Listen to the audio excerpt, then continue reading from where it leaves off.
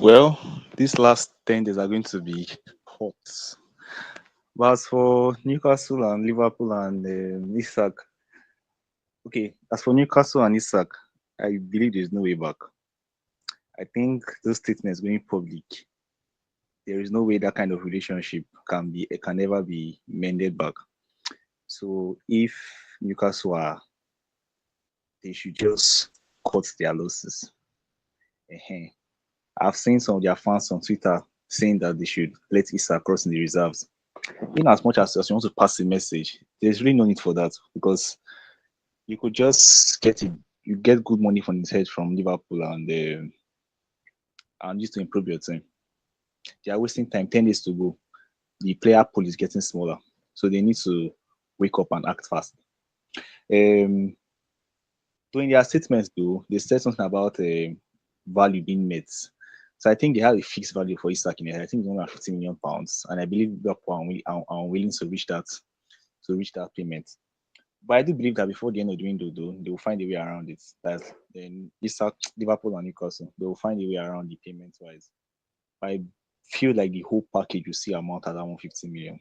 They just need to come together and find an agreement. Because I believe that for Newcastle and Isak, the story is over. The fans are angry. They are really angry with Isak.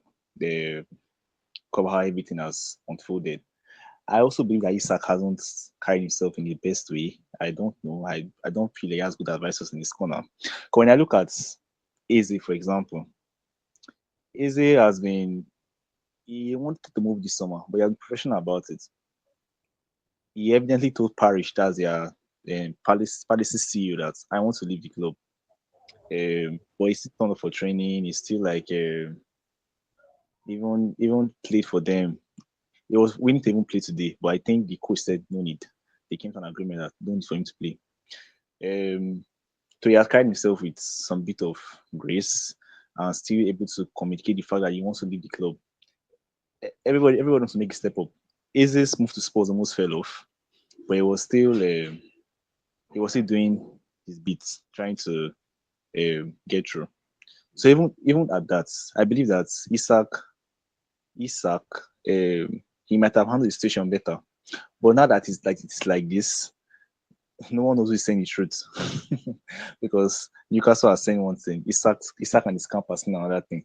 So nobody knows what is. But I read that Isak hasn't even filed any transfer request, so we don't even know why. Because I believe that, except that there's some bonus that are attached to the contract, that if he does file in transfer request, then he's going to forgo that bonus. I believe most contracts, big most contracts for big players are like that. So I don't know. 10 days to go. While watching, who's going to make the first move? Isak has made his move. Newcastle has made his move. I think the keys are now back to Liverpool. Are they going to up their bid? Are they going to stay the way it is and wait for Newcastle to give in? Or will Newcastle be strong enough to just say, we're not selling? Then lock Isak in the reserves to ready to resume training. So we don't know. We're still watching. Let's see how it goes. Let's see how it goes. Let's see how it goes. Let's see how it goes. 10 days to go.